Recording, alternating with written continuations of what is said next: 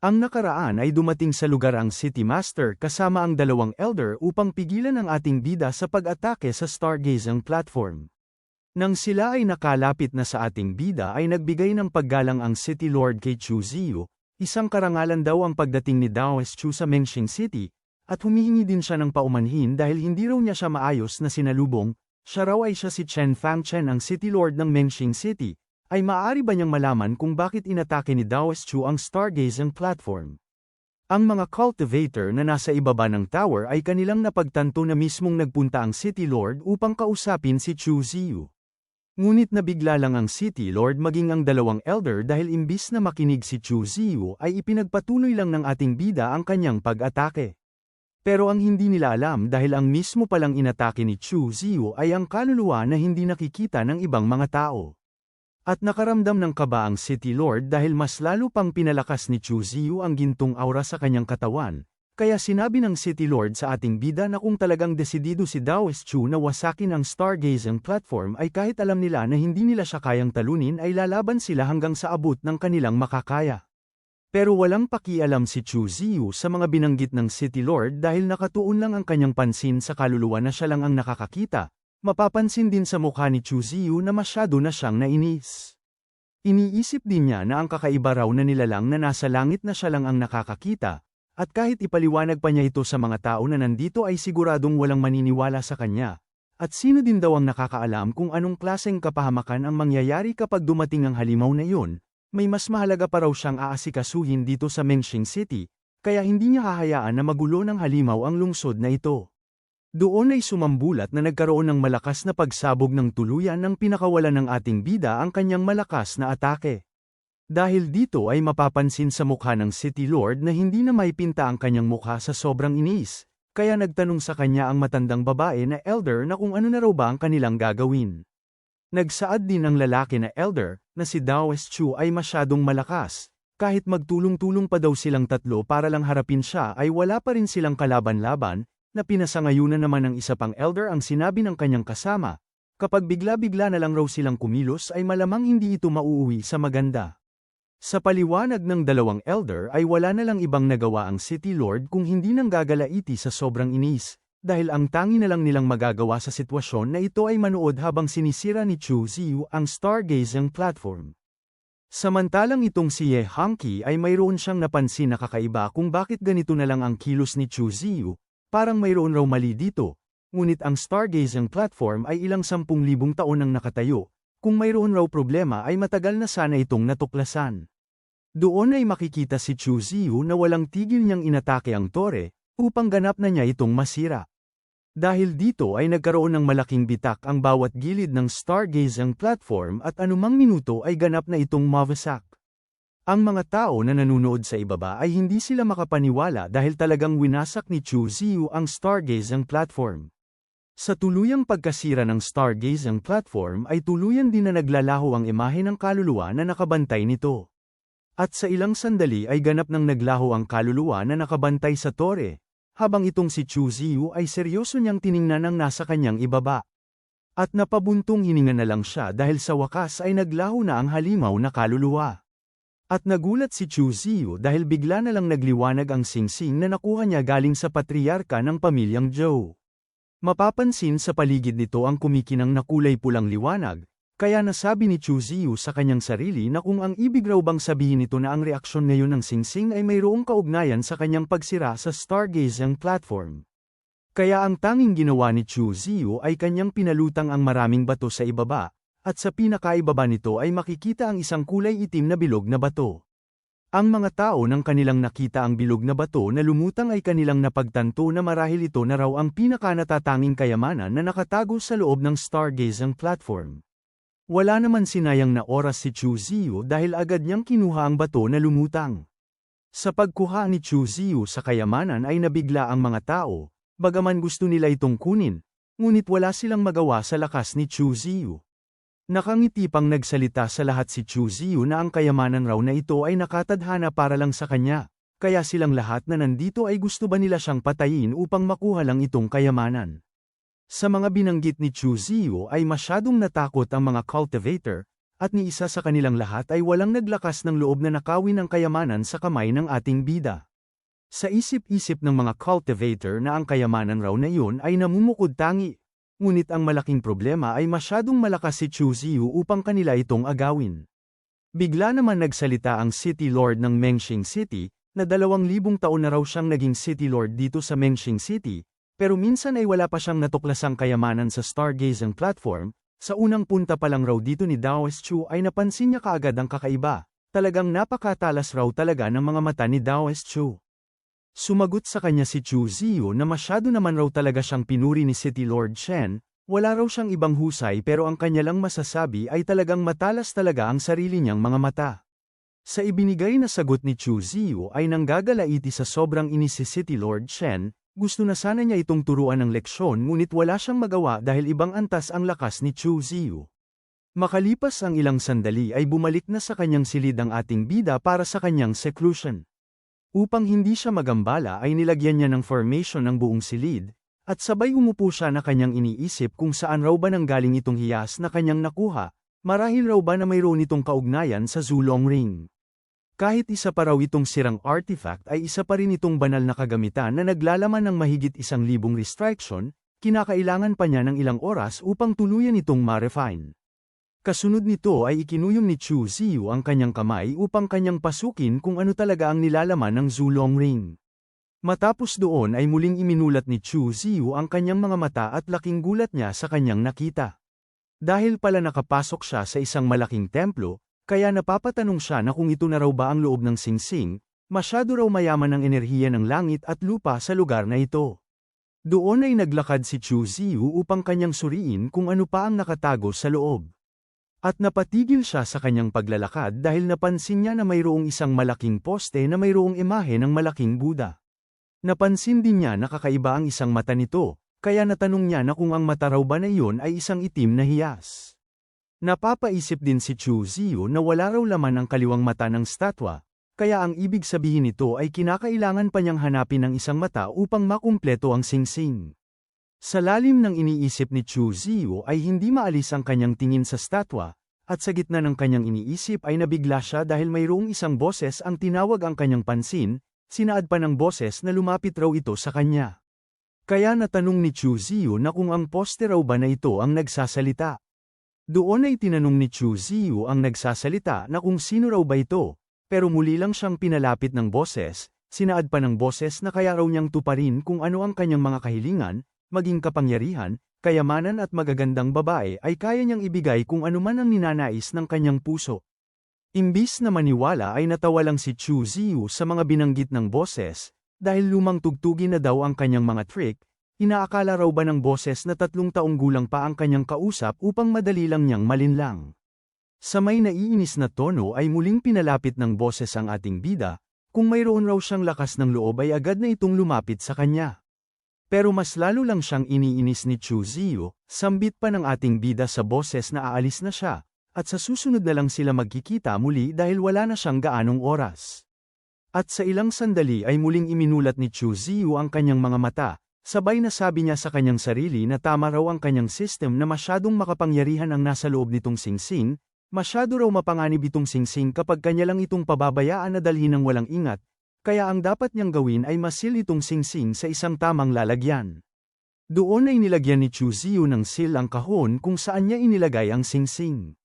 At matapos doon ay lumipat ang tagpo sa lungsod ng Zhangzhou, makikita si Chu Ziyu na kampante siya na sinuri ang buong paligid. Sa isip-isip niya na habang papunta raw siya dito ay nakasalubong niya ang hindi bababa sa 20 Saint King at nagkalat pa ang mga nasa antas ng Great Saints kahit saan-saan, kung ikukumpara niya sa panahon na ito ay napakahina at nakakaawang tingnan ang era noong wala na ang mga emperor. At napatigil si Chu sa kanyang paglalakad, sabay tumingin siya sa kanyang harapan at tiningnan ang Huangtian Tower, habang hindi maalis ang kanyang tingin sa tore ay hindi niya mapigilan na lubos na humanga dito. Ngunit mayroong isang lalaki ang biglang lumapit sa kanya, sabay nagtanong na kung siya raw ba si Chu Ziyu. Nagbigay din ito ng paggalang sa ating bida na hinihintay kung ano ang isasagot ni Chu Ziyu sa kanyang katanungan. Sumagot ang ating bida na tama, siya si Chu Ziyu at ano naman ang kanyang kailangan, sa isip-isip din niya na ang lalaki raw na ito ay nasa ika-6 na antas ng Saint King, tiyak mayroong malakas na pinagmulan ang tao na ito. Doon ay humingi ng paumanhin ang lalaki sa ating bida sa kanyang paggambala, sabay ipinakilala niya ang kanyang sarili na siya si Jiang Podjed na nanggaling sa ancient family.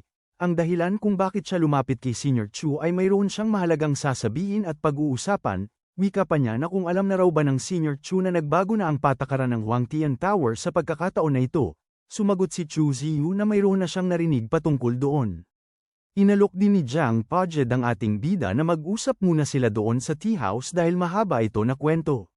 Makalipas ang ilang sandali ay pumasok silang dalawa sa pribadong silid at agad na nilagyan ng seal ni Jiang Podjed ang lugar upang walang ibang makarinig sa kanilang pag-uusapan.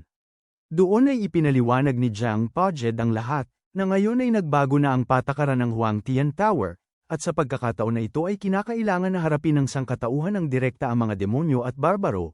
Kung kanya-kanya silang lalaban ay isa-isa lang silang matatalo. Dahil dito, ang mga pangunahing banal na lupain ang nanguna sa pagbuo ng Saint King Alliance, at isa din si Senior Chu na inimbitahan para sumali sa kanilang alliance. Dagdag pa niya na pagkalipas ng 2 araw, pagsapit ng kalahating gabi ay magkakaroon ng pagtitipon sa mansyon ng City Lord, kung wala raw ibang gagawin si kapatid Chu at sana makapunta siya doon. Nagsalita naman si Chu Ziyu na mayroon lang raw siyang gustong itatanong kay kapatid na Jiang, patungkol sa isang tao. Tanong pa niya na sa pagtitipon raw ba na magaganap ay kasama din ba si Su Wangqiu sa listahan ng mga inimbitahan. Sa tanong ng ating bida ay ngumiti si Jiang Podjed na kanyang natanong na kung ang tao raw ba na kanyang tinutukoy ay si Su Wangqiu. Pero mapapansin sa mukha ni Chu Ziyu na nakangiti lang niya na tiningnan si Jiang Podjed. Makalipas ang 2 araw ng sumapit na ang kalahating gabi ay lumipat ang eksena sa main entrance ng mansyon ng City Lord. Makikita dito si Chu Ziyu na seryoso siyang naglalakad sa harapan ng maraming tao, at kanyang iniisip ang impormasyon na nakuha niya kay Jiang Podjed patungkol kay Su Wangqiu. Ayon sa kanya na si Su Wangqiu ay kakaiba ang ugali, dahil mas gusto ng tao na yun na mapag-isa, kaya hindi din alam ni Jiang Podjed kung pupunta ba si Su Wangqiu. Nang nasa harapan na ng pintuan si Chu Ziyu ay agad siyang sinalubong ng isang babae upang tingnan kung mayroon ba siyang imbitasyon para sa pagtitipon. At nang nakapasok na sa loob si Chu Ziyu ay doon sumambulat sa loob ang mga babae na nasa gitna na sumasayaw habang sa gilid nito ay pinapanood sila ng mga tao na dumalo. Habang patuloy na sumasayaw ang mga bayaran na babae ay naglakad papasok si Chu Ziyu. Nabigla naman ang mga tao na nakakita sa ating bida, kaya sila ay nag-uusap na kung sino raw ba ang tao na ito dahil hindi pamilyar ang kanyang mukha, malamang hindi din siya pangkaraniwan na tao dahil inimbitahan siya sa pagtitipon. Doon ay sinalubong si Chu Ziyu ni Jiang Podjed, at agad niyang inalok si Chu Ziyu na maupo sa upuan. Nang nakaupo na ang ating bida ay hindi maalis ang kanyang tingin sa buong paligid, kanyang hinahanap kung dumalo ba sa pagtitipon si Su Wangqiu. At natanong niya sa kanyang sarili na kung pupunta ba dito si Su Wangqiu at kung nasaan na siya ngayon. Bigla namang tinawag ni Jiang Podjed ang pansin ng lahat ng dumalo, at kanyang ipinakilala kung sino ang tao na nasa kanyang tabi. Ang tao raw na ito ay walang iba kung hindi si Daoist Chu, kamakailan lang ay umakyat siya sa 3 ranggo sa Saint Rankang. Nang nalaman ng mga dumalo na si Chu Ziyu pala ang hindi pamilyar na tao ang dumalo ay masyado silang nagulat. Nag-uusap din sila na kanila raw narinig na taglay ni Chu Ziyu ang isang sagradong katawan, pero hindi pa tiyak kung yun ba ay malinaw. Sinasabi din ng iba na kanila din daw narinig na madali lang tinalo ni Chu Ziyu si Yao Guang at maging ang patriarka ng pamilyang Zhou at napilitang mapaalis sa Xingmeng City. Sa gitna ng pag-uusap ng mga tao ay mapapansin si Yao Guang na tahimik lang sa kanyang upuan, halata sa kanyang kilos na siya ay masyadong nahiya sa kahihiyan na kanyang sinapit sa kamay ni Chu Ziyu. Makikita din ang patriarka ng pamilyang Zhou na masyadong nainis ng kanyang nakita ang ating bida. Hindi raw niya matatalo si Chu Ziyu nang siya lang mag-isa, pero napakaraming mga eksperto ang nandito ngayong gabi, hindi raw siya naniniwala na hindi niya makakamit ang hustisya. Doon ay nagsalita sa lahat ang patriarka ng pamilyang Zhou, wika pa niya na malamang narinig na nilang lahat na minsan na siyang nakakuha ng isang bihirang kayamanan na balak niyang ipagkaloob sa pamilyang Ji upang magkaroon sila ng mabuting ugnayan. Ngunit sino ang mag-aakalang makialam si Chu Ziyu at kinuha ang kayamanan sa pamamagitan ng pang-aabuso sa kanyang kapangyarihan. Ngayon ay nakikiusap siya sa kanyang kapwa Daoist na tulungan siya upang bigyan ng parusa si Chu Ziyu. Seryoso naman na nagsalita itong matanda na galing sa pamilyang Ji, Wika pa niya na panahon na raw upang bigyan ni Chu Ziyu ng paliwanag sa kanilang pamilyang Ji at pamilyang Zhou ang lahat niyang mga ginawa. Dahil dito ay ngumiti si Chu Ziyu na agad na tumayo sa kanyang kinauupuan, ngayon daw ay bibigyan niya sila ng magandang paliwanag. Kasunod nito ay seryoso na tiningnan ni Chu Ziyu ang patriarka ng pamilyang Zhou, at ang labis na ikinagulat ng lahat dahil bigla na lang lumitaw si Chu Ziyu sa harapan ng patriarka ng pamilyang Zhou at agad niyang sinakal ang leeg nito sa harapan ng maraming tao. Sa ginawang kilos ng ating bida ay halos hindi na makahinga ang patriarka ng pamilyang Zhou na humihingi ng tulong sa patriarka ng pamilyang Ji. Natatawa pang sinabi ni Chu Ziyu sa patriarka ng pamilyang Zhou na noong una ay wala siyang balak na makipagtalo, pero dahil pinilit niya siya na gawin ito, at tinanong din niya ang patriarka ng pamilyang Zhou na kung sino raw ba ang nagbigay sa kanya ng lakas ng loob upang magyabang sa kanyang harapan. Kaya hindi na makatiis itong patriarka ng pamilyang Ji kung hindi kanyang sinigawan ng ating bida na masyado naman daw siyang matapang para pumatay sa harapan ng maraming tao. Imbis na tumigil na si Chu Ziyu sa kanyang ginagawa ay tinawanan lang niya ang patriarka ng pamilyang Ji na kanyang tinanong na di ba't humihingi siya ng paliwanag, kaya ito na ang kanyang paliwanag.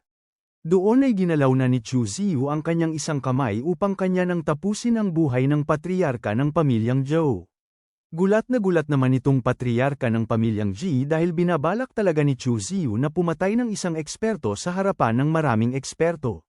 Makikita itong patriarka ng pamilyang Zhou na halos pumutok na ang mga ugat sa kanyang katawan na humihingi ng tulong na iligtas ang kanyang buhay. Sa kabila ng nagaganap ay mayroong isang eksperto na naghahanda na ng kanyang teknik upang pigilan si Chu Ziyu sa kanyang binabalak na pagpatay. Makikita sa itaas nito na lumikha siya ng maraming gintong espada para pang-atake sa ating bida. Ngunit sa isang tingin lang ni Chu Ziyu sa kanya ay umaapaw sa kanyang buong katawan ang killing intent. Sa ipinalabas na aura ni Chu Ziyu ay maging ang patriarka ng pamilyang Ji ay tumilapon at napabulwak ng dugo. Samantalang itong ating bida ay kanyang itinutok ang isa niyang daliri sa noo ng patriarka ng pamilyang Zhou upang wakasan na ang buhay nito. Iniisip naman itong patriarka na kung siya raw ay makaligtas sa pagkakataon na ito ay hinding-hindi na niya susubukang galitin ng eksperto na katulad ni Chu Ziyu. Pero huli na ang lahat niyang pagsisisi dahil tuluyan ng tinapos ng ating bida ang basura niyang buhay. Ngunit sa likod ni Chu Ziyu ay mapapansin ang mga gintong espada na papalapit na sa kanya. At nang ito ay tuluyan ng tumama sa katawan ng ating bida ay nagkaroon ng malakas na pagsabog. Ang mga nakasaksi ay masyadong nabigla na kanilang nasabi na palagi raw na nakakatakot ang sword intent ng Sword Venerable, hindi raw talaga nila alam kung napakalakas o sadyang matapang lang talaga si Chu Ziyu, o sadyang mayabang lang siya, pero pinili pa rin niyang salagin ang atake ng isang Sword Venerable para lang mapatay si Zhou Changzhou. Natanong din ng iba na bakit umabot pa sa ganito ang lahat. Bakit kinakailangan pang magulo ang isang maayos na pagtitipon?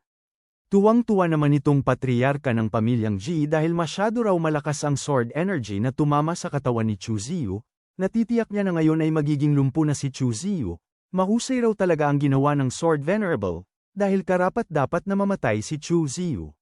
Nang hamu pa ang maraming usok ay doon sumambulat sa kanilang harapan na kung ano ang postura kanina ng ating bida ay hindi man lang ito nagbago at hindi din siya nagkaroon ng kakaunting pinsala. Kaya napanganga na lang itong mga nakasaksi na hindi makapaniwala, at kanilang nasabi na masyado raw malakas si Chu Ziyu. Maging itong matandang patriarka ng pamilyang Ji ay natanong niya na kung paano raw ito posible. Sa gitna ng mga kaganapan ay tahimik lang na nanonood itong si Su Wangqiu. Mapapansin din sa kanyang mukha na hindi maalis ang kanyang tingin sa ating bida.